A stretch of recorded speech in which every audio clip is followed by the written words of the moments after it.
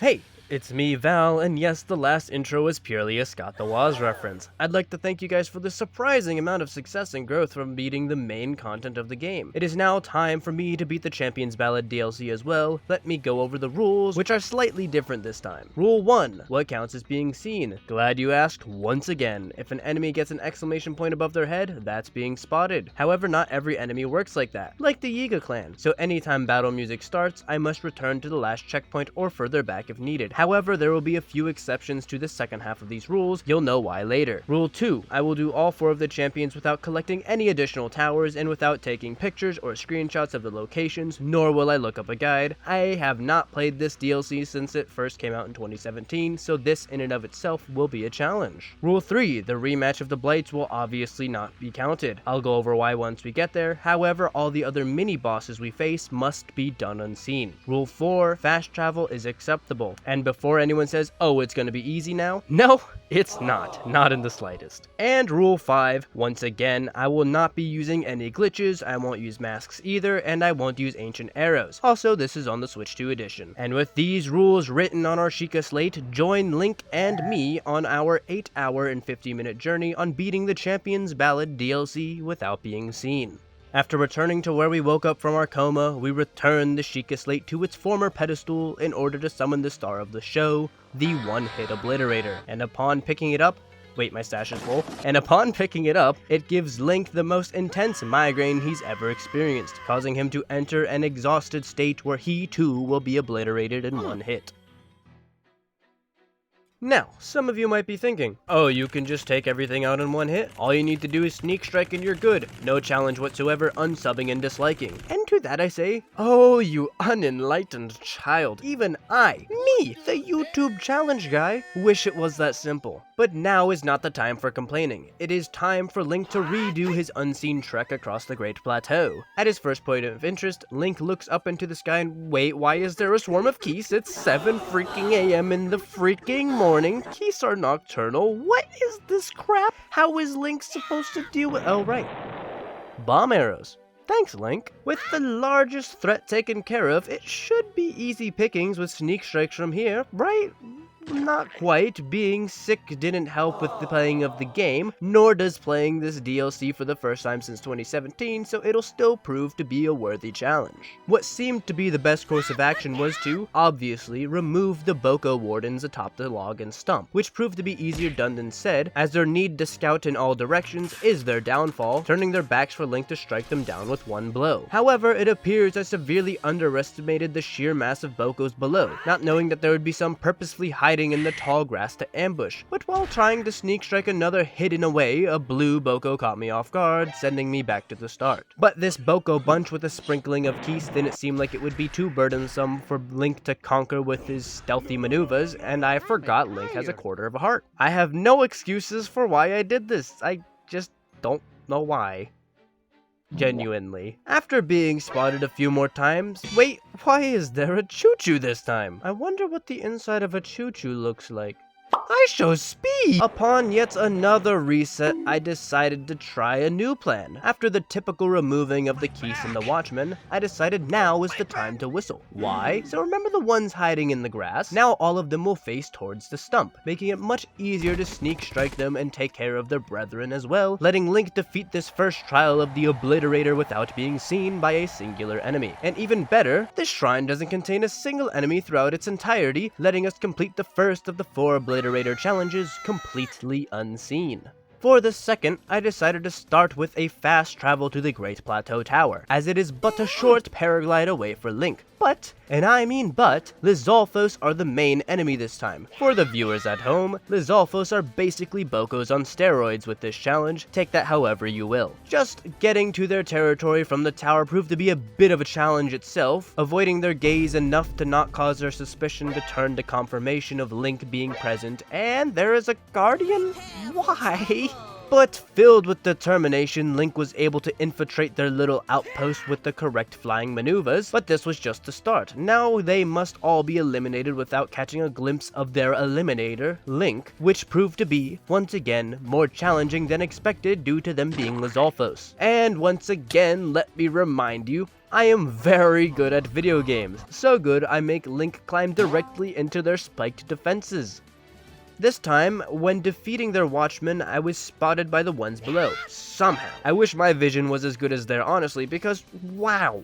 The new plan after defeating the one admiring the explosive barrel was to simply use a bow to take it out from a safe distance. Same goes for the one patrolling near the slumbering guardian I did not wish to awaken and face its death laser. Unfortunately for us, Link is a weakling and cannot push this conveniently placed boulder down the hill straight atop of our enemies, and I simply cannot deal with them head on due to all three of them facing each other, so I needed another and more simple and boring strategy. So once again, yes, I'm a simp. Sniper Monkey. I'm not entirely sure what happened, but while sniping one of the last Lizalfos, a swarm of bees wanted Link dead. This genuinely scared the crap out of me while I was recording, but according to the rules, no battle music started, plus they aren't classified as an enemy, so this will not count as being seen. But this made me choose to change up my style. Instead of simply sniping the last two, I decided to freeze one, sneak down, take out their friend, then finally, while still frozen, defeat the last Lizalfos without being seen. And once again, the shrine has 0 enemies inside, but that doesn't mean I didn't struggle with Link's non-existent health, failing just a couple of times until finally, I completed the second of the 4 Obliterator challenges without being seen. Oh hey, it's Cass. Wonder if he has anything noteworthy to tell us in these trying times?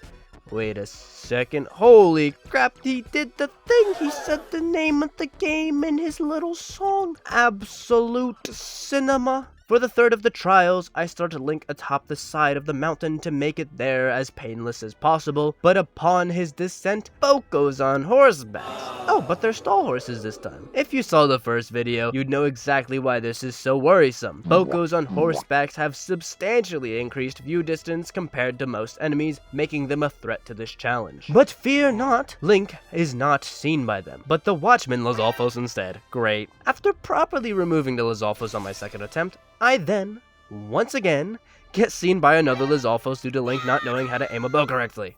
There you go, Link. Now you got it. Now just promise me you won't fail any more shots. And yes, I know this is a rather boring way to deal with this big group of enemies. However, due to their variety and widespread, there isn't really any other effective way other than through bow and arrow to remove them from this great plateau. With only one Lizalfos and Moblin remaining, I decided it would be better off to save my arrows and go straight in with the Obliterator, and I was seen. Not sure why I thought that would be a viable hiding spot. Though this time, after taking out the Moblin, I accidentally walked into a spiky barrier again. So this time, I also stumbled across a hidden Botw. Good to know. Then finally, take out the Lizalfos.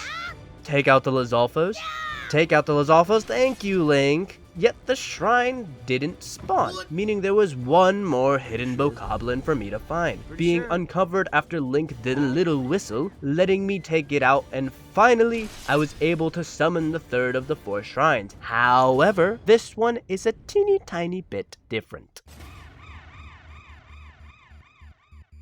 A major test of strength. If you've played these games, you know exactly what that means. A fight required in order to complete the shrine. This is one of the few places where I have to bend the rules just a slight bit, as there is no way to start the fight without battle music starting, so that won't automatically mean I was seen. But that also does not mean this is a cakewalk of an encounter either. All I'll say is, I wasted, and I mean wasted, nearly an hour on this shrine. This singular shrine in order to attempt to beat it unseen.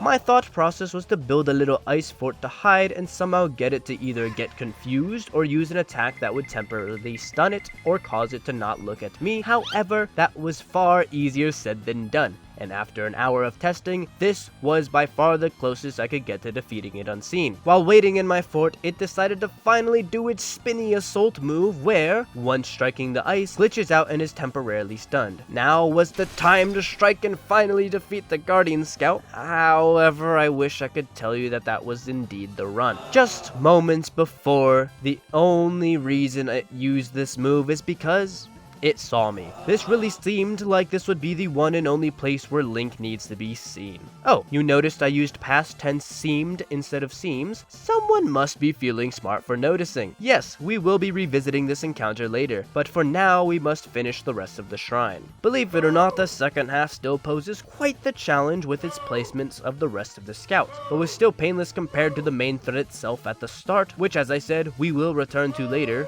but defeating the rest was thankfully extremely easy up until this final room. As soon as you step in the water, 4 scouts spawn all facing Link. Well, this is gonna be annoying, except it wasn't. Just place the Cryonis pillar as close as possible to Link and go to climb it, and none of them will be able to see Link and target him. No battle music plays, so he can just snipe the rest of them without any issues. Just make sure to shoot a distraction shot to change the direction they face, and voila, completing the 3rd of the 4 shrines.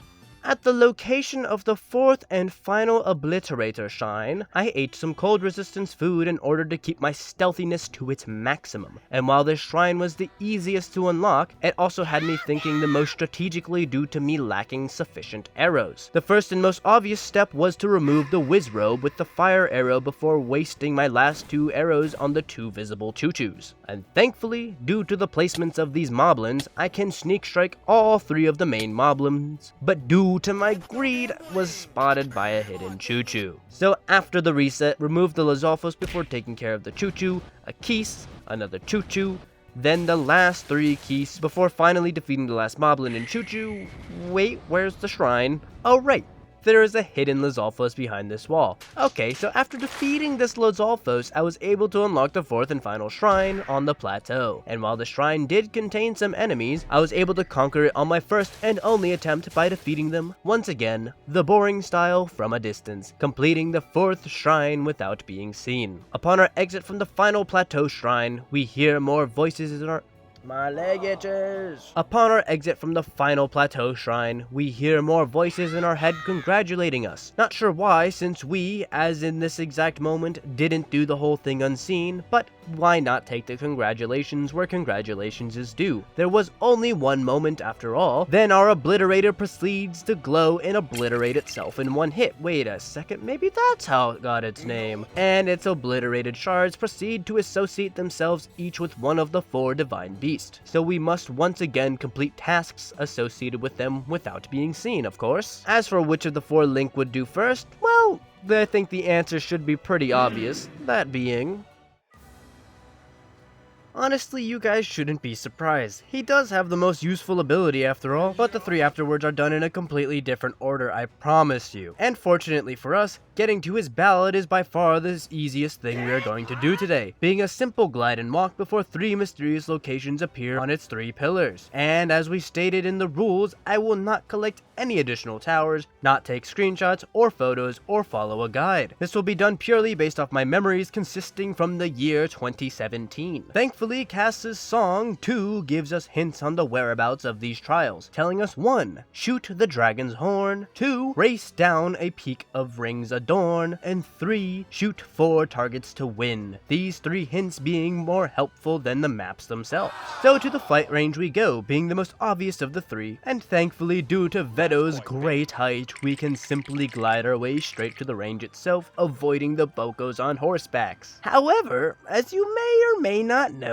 Link avoided most shrines like the Plague last run, so he still has puny baby stamina, making the hitting of the 4 targets much harder than it really should have been for our hero. Now, the most observant of you would have known that by completing the Obliterator shrines gives us not 1, not 2, not 3, but 4 whole spirit orbs, meaning I could, in fact, upgrade Link's stamina to make this easier. However, due to being sick, this made me stupid, and what happens when you're stupid? You don't think right. So it never crossed my mind that I could have made this easier. And due to running out of arrows, I chose to unlock the horse-backed Boko shrine so I can fast travel instead of gliding before returning to Rito village to buy their stock of arrows, as well as Gerudo town in order to clear this merchant's stock as well, guaranteeing I will never have to worry about a single arrow ever again throughout the rest of this playthrough before returning back to the flight range. Just because I had arrows didn't mean I could just, do it. It took me 5 attempts to get my big shots right to finally unlock the first of the 3 Rivali shrines. And luckily for Link, not a single enemy is present within this shrine, allowing us to complete it, allowing us to collect the first of Rivali's balls.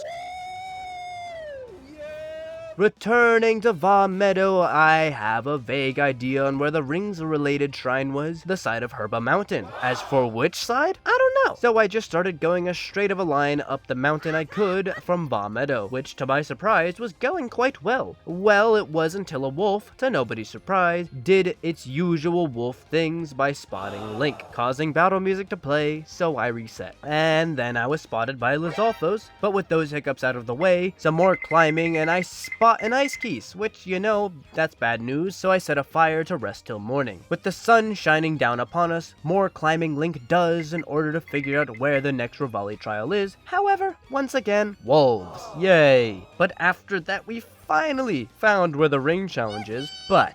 Okay, so the ring challenge is supposed to be really simple. Just follow the rings down the side of the mountain to the finish line. But this is by far the longest 13 minutes of my life, and this isn't even the worst part of the Champions Ballad to do unseen. But it sure felt like it in the moment, so do you guys remember wolves? I doubt you'd forget since I literally talked about them not 2 minutes ago. They have given me no choice. Enemyship ended with Choo Choo. Now Wolf is my true enemy. But with enough persistence and luck, I was, in fact, able to surf down this slope without an enemy spotting Link. I will let it play out in its fullest right now.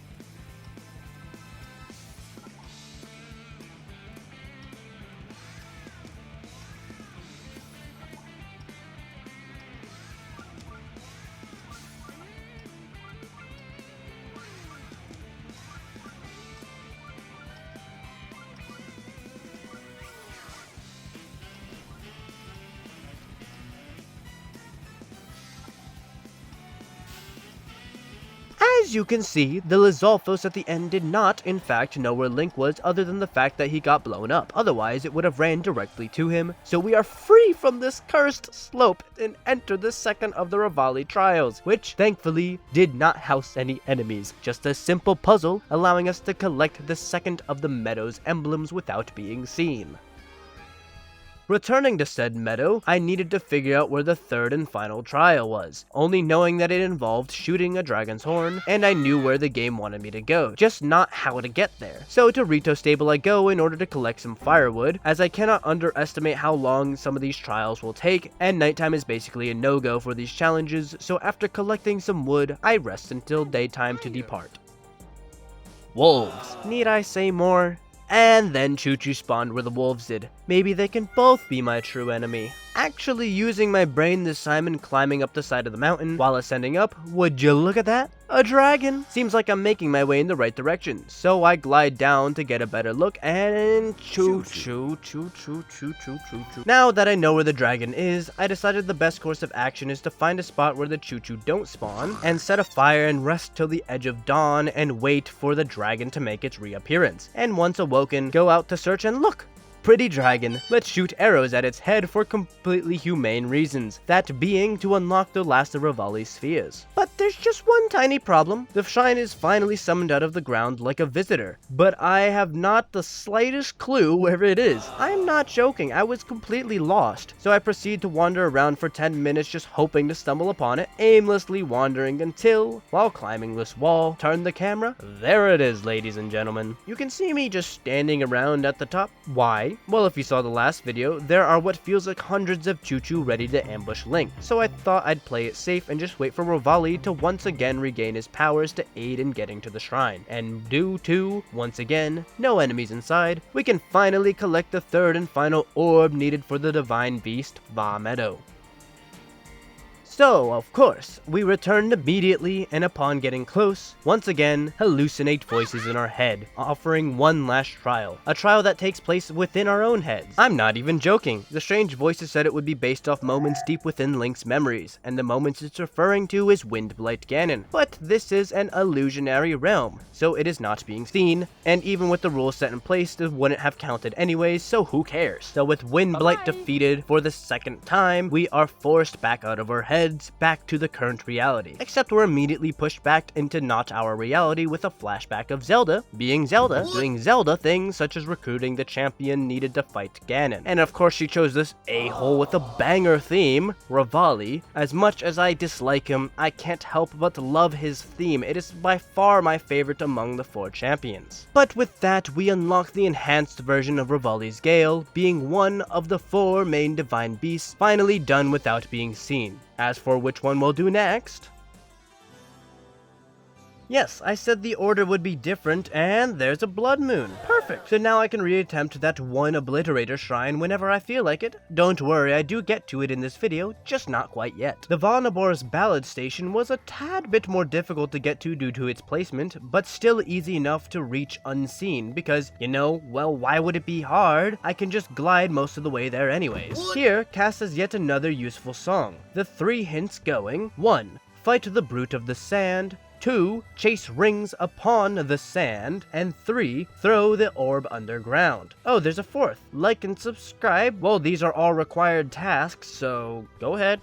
I'm waiting. I was confused looking at these 3 pillars. The first was obvious due to the labyrinth being a notable landmark, and the second having Gerudo Town made it clear where to go, but for some odd reason, I was really struggling to figure out where the heck the third one wanted me to go. So confused, I listened to the song again and then realized, throw the orb into the hole. Where else would there be a big hole in the ground? The Yiga hideout. I may be stupid. So first things first, I head to Gerudo Town to figure out which one this trial is, and upon my arrival, it seems to be the glowing rings one. But hey, you remember the last time there was a ring trial? Yeah, this one sucked too, but for an entirely different reason. Taking even longer than the last one, entirely due to skill issue. So last time we had a walking montage, how about we have a rapid fire failing to complete this simple sand surf montage?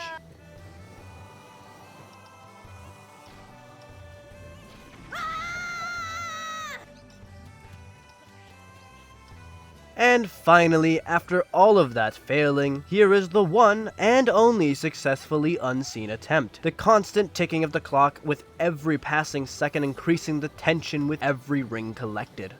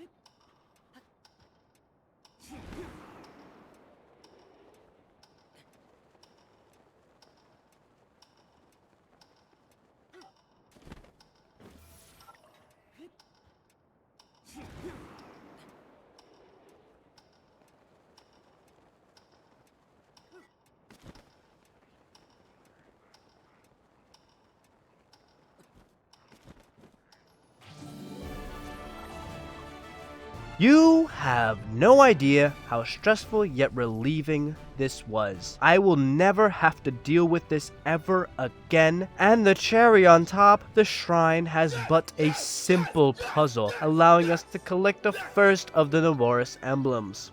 So we may or may not have a slight problem. Link, don't tell me you forgot to get sandstorm protection on your Sheikah slate. Come on, Link, you had 100 years to get that done, and now your Sheikah slate doesn't work when we need it most. Well, it seems we only have one choice. A walking and gliding and tiny bit of climbing, because yes, I saw the comments complaining that I didn't say climbing in the montage. So here we go once again.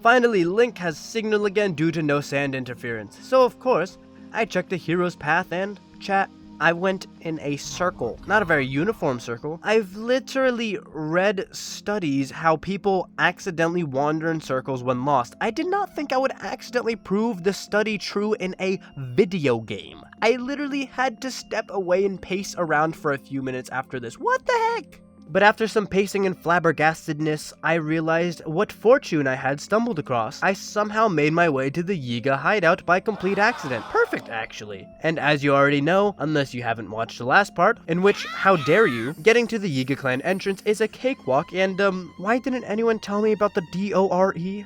Huh? The door? Well, no worries, I can simply just gale over the top and into where we fought Master Koga. Squeezy peasy, and just like the last Yiga encounter, it's not a mandatory stealth, but it's obviously the intended way, so after going full Metal Gear and hiding in this barrel just for a little too long while waiting for them to not look at me, getting the orb through into its destination at Master Koga's massive hole was way easier said than done. What else is new? And I'm so glad it was easy compared to the surfing nightmare. And as is tradition, no enemies are in this shrine, giving us the second of Naboris' emblems without being seen. So with the return to Naboris, I begin scouting out where the labyrinth is in order to try to get an idea of where this Molduga will be. And while doing so, rock! While yes, this thing doesn't have eyes, it still plays battle music, so that's a no-go. But knowing the general direction to head for the Molduga, Link sets off, even gliding past a guardian without its gaze catching us until landing atop of this pillar to challenge the Molduga. Now, some of you might already know this, but mini-bosses have no way to be taken out without their music starting. So the rules will be slightly bent once again, so I will have to defeat it without being seen. And it being a Molduga means it has one very exploitable weakness: sound. Now, it's probably common knowledge at this point due to this game being about 50 dog years old, but Moldugas can be easily taken out with the rules of not being seen in place. You see, or well you don't, but you see, I can lure it over with the detonation of a bomb. Once it emerges, take a shot, stunning it on the ground, use the power of the champion Urbosa to deal great damage, and once it dips, repeat or just use bomb arrows, simple as can be. In fact, due to not being defeated in its vulnerable state like usual, the victory music just didn't play.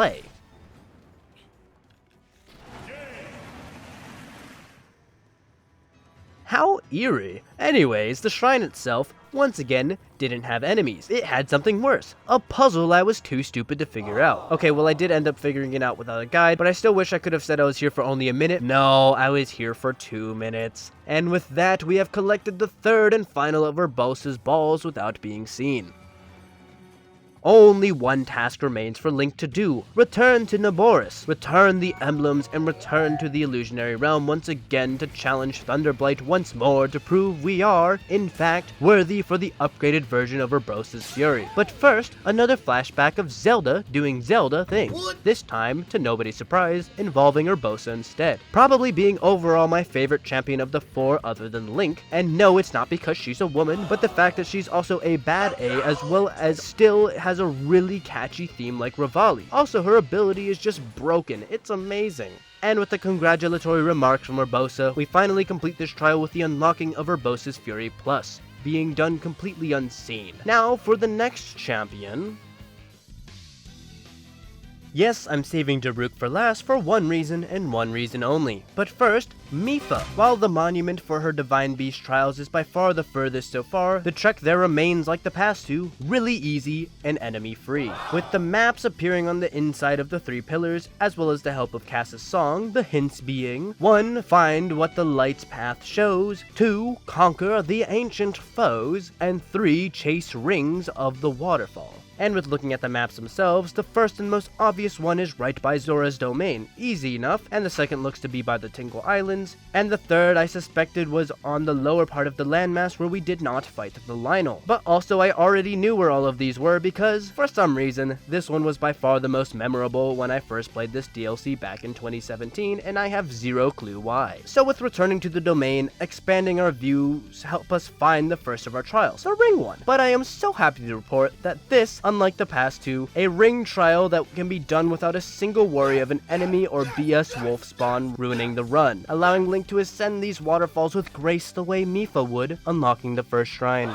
Being blessed with Mipha's grace, this shrine gets done Being blessed with Mipha's grace, this shrine gets done swiftly without an enemy, rewarding us with the first Ruta emblem. And with the knowledge stored in my enormous brain of mine, I know exactly where to go next. However, there seems to be a bit of a problem. If you paid attention to the song, Conquer the Ancient Foes, well, this is that one. And without ancient arrows being available and their huge health pools, okay, I'm over-exaggerating, it was actually really easy. The first Guardian was the only real problem, as even when it hasn't spotted me, it will shoot a retaliatory laser in the direction the arrow came from. But with due time, it went down. And as for the rest that are flying, well, say hello to my little friend Urbosa's Fury. Except she's not little, she's like 7 feet tall, but you get what I'm saying.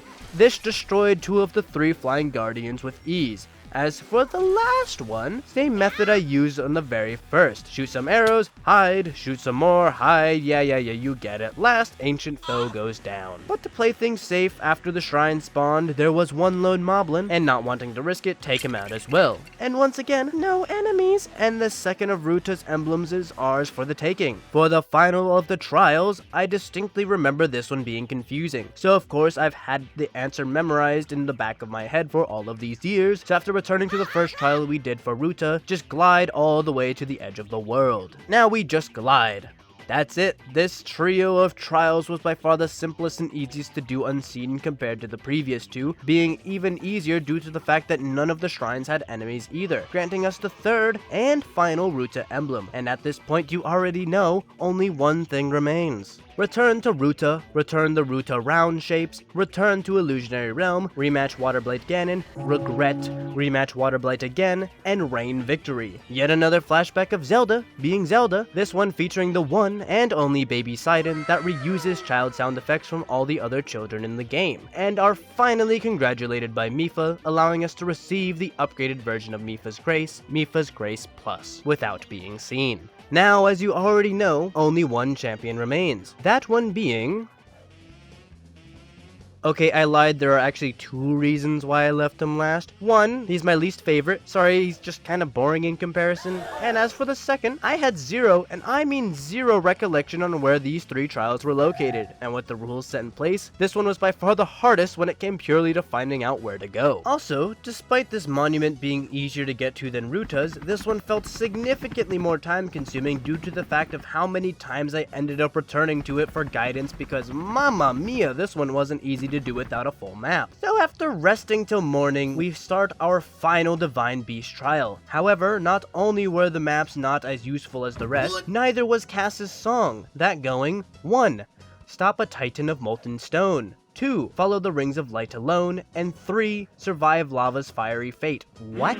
Just like the last 3, I started staring at the pillars hoping to memorize where they wanted me to go, and only one of them was blatantly obvious, the top of Death Mountain. So I go there to get that one over with. And if you remember the song from 13 seconds ago, it specifically said follow the rings alone. And alone we did. No enemies were even close to where we were the whole descent down the mountain. But we soon encounter some more issues, as this shrine is one of the few to both contain enemies as well as enemies that spawn within close proximity. You see, this shrine is about climbing along suspended cubes in order to dodge obstacles meant to cause Link to fall into the void. Now the first half of this shrine is a complete cakewalk, or climb, or whatever, but all that ends right here. Surprise. Okay, so we just need to climb around, and there's a second and third on both sides. Okay, clearly we need a plan. And a plan I did cook up. The most genius of genius plans to ever be geniused. Falling into the void. You see, when Link falls into the void, he respawns on the last bit of solid ground. That being before he even steps foot on the cube. So, if we summon the scout and fall into the void without it seeing us, we can then use our bow to snipe it, then rinse and repeat for the other 2. Voila! I used my brain and conquered this shrine without being seen, rewarding us with the first of the Rudania emblems. Now this is where I tell you that I got lost. As you already know, I don't know where the next 2 take place, so I wandered aimlessly hoping to stumble across one of the 2 remaining trials. And while I'm lost, I might as well ask you to comment any other challenges regarding Breath of the Wild or Tears of the Kingdom, or any other games you'd like for me to attempt. Knowing what you guys want to see in the future would be fantastic. So I returned to the monument again, stared at the photos for a little too long until I realized crab and bones. I know where the crab was, and yes, I already marked them while I was lost, but that itself didn't actually help that much. More wandering in order to find the next trial later, I finally found the Igneo Talus. Now let's just be realistic for a second. This is a rock that can't see. Yes, battle music starts, but there's no way to avoid it, and it's a rock, so I'll let you decide if this counts as being seen or not, because I personally don't think it counts because it's a rock, it has no eyes, it's a rock. With the rock rocked, so is this shrine because it rocks as there are no enemies inside, granting us the second of the Rudania emblems. And then I got lost again, not knowing where the heck the game wants me to go to survive plummeting in lava. There's literally lava everywhere. You could have been a tiny bit more specific. I don't know, maybe follow me on Twitch or something, or join the Discord. I don't know. I haven't streamed the past week or so anyways because I've been sick, which is fantastic. Once again, out of being lost, returned to the Trio Trial Tower, and while pondering it this time, noticed a little detail I overlooked this whole time. Hot springs. Those are towards the bottom of Death Mountain, not the top where I've been looking this whole time. While I am lost for this last time, I would like to thank you guys for the amazing support and comments on part 1. Seriously, I'm so glad I was able to make a video for so many of you to enjoy. But I'd also like to address a few as well, mainly regarding the Master Sword and how I should have done every main quest. While yes, I should have, I just don't think those parts would have been interesting. As you know, you need 13 hearts, so every shrine I'd stumble across would have gone something like this. Link walks into a shrine, and the shrine tender asks, in which Link replies, and leaves. Or, Link walks into a shrine, and the shrine tender asks, and boom, I got an orb. That's how I feel every single shrine would have boiled down. As well as, I know how to get through Lost Woods without even using a torch. It's not that hard. Then I'd have the Master Sword, and that's really all you guys would have missed. I don't know how I'd possibly make that entertaining. But perhaps I'll revisit this challenge one day with Master Mode and get the Master Sword. Who knows? Anyways, finally, after all of that wandering, There it is, the final trial. Only one thing remained, jump into the lava, and it didn't work. Clearly I forgot how this thing goes. So I work on getting a box in place so that Link will not burn alive for the trial, and while I missed a shot on the Lizalfos, if it noticed Link, it would have ran towards him. Not away like they usually do when confused, so we are good. Now Link stands in the lava, summoning the final shrine. And inside, no scouts. Finally, freedom at last. We collect a third of the final Rudania orb, and we get out of here. And you already get the idea. Reunite, return, remember, refight, re-win, review, reward. Finally, we have completed the fourth and final Divine Beast and Champion Ballad, which leaves us with only 2 tasks left. Yes, I said 2 things. So remember that one Obliterator shrine? Okay, so I don't have the Obliterator anymore, but imagine this badly damaged Scimitar of the 7 is the one and only one-hit Obliterator. Swings the exact same, so just pretend it's the exact same for this one example. I blame being sick for not being able to see this obvious solution earlier, but when Link shoots a shock arrow, it doesn't hurt him. So, using the same fort method, if you time a shock arrow right, while it is stunned, you can sneak around and hit it without it ever seeing Link. And if I had the Obliterator, it would have been obliterated without Link being seen. Now we have one last trial to prove that I can, in fact, beat the Champions Ballad without being seen. Now just to return the Sheikah Slate. Wait, what was that? Oh, it was nothing. What was that? Must have been the wind.